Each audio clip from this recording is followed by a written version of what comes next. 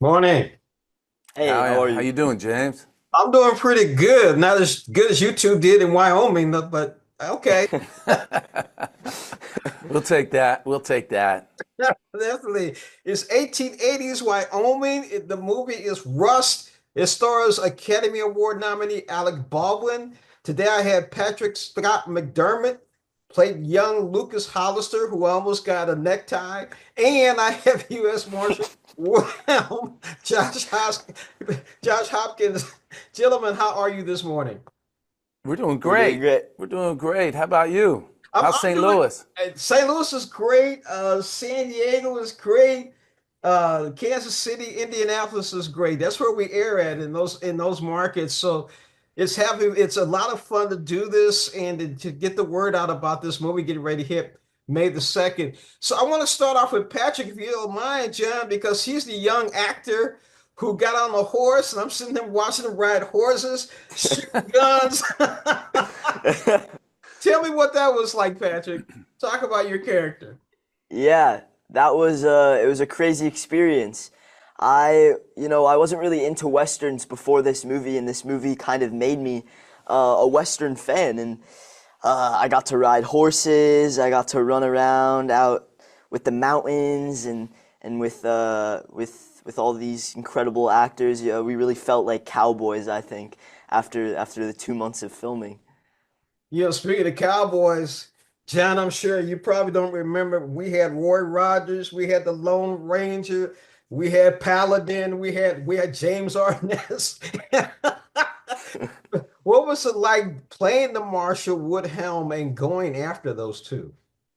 It was a dream come true just to work in the genre. Grew up watching all those people. My father was a huge fan of westerns. To essentially we're playing out there. We're pretending and to be a cowboy. Play that as a kid and then get out there and snow-capped mountains and big beautiful sky and they put the clothes on you and then finally the hat and you're feeling it. Then you're feeling it. Plus, to grow out the beard. Look at that guy. Yeah, Huh? I didn't. I don't miss the beard. I do yeah, not miss the beard, yeah. but Don't it miss was the a beard, joy. man. Don't miss Yeah. the beard. It's looking good on you, James. Thank you, Patrick. I really appreciate that. You were looking good riding the horses and doing what you were doing. But the one thing I really enjoyed about you was you were more concerned about your younger brother than anything else. Talk about that. Yeah, Lucas, I think uh, after losing both of his parents, is placed in this position to raise his younger brother, and that is kind of his sole purpose. He's this boy who just wants to be a boy, but has to be a man, and he has to be there for his younger brother, and that's how he ends up getting in the situation he does because he's standing up for his younger brother. And I think I feel that in a lot of ways. I have four or three older siblings, so to care about someone that much, I feel that. Um, and Easton, who played my younger brother, he was the sweetest little kid ever. We spent 2 months with each other, and he was the greatest. It was easy to care about him on screen. So we're gonna care about your children. U.S. Marshal Woodhelm was all man, definitely all man. But his son had an illness, and when we start talking about the Old West, I couldn't figure out what the illness was. Maybe you can help us out a little bit, but the men back then, if the children weren't strong, is that how they treated them? That's the question I was worried about.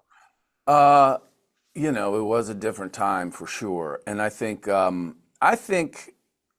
that my character Marshall Woodhelm, I think that he struggles with that a lot. He's kind of the strong, silent type, but I think it belies a deep um, a deep reservoir of feelings that you weren't really able to express in those times. And I think he struggles with that, and he struggles with.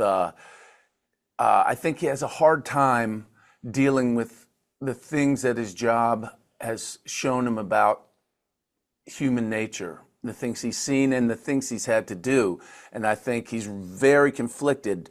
But I think as far as his son goes, it's so hard for him to deal with it that he pours all of himself into his job rather than face the feelings he has towards that. And I think that he feels a little bit like a coward in some ways, but he is a strong.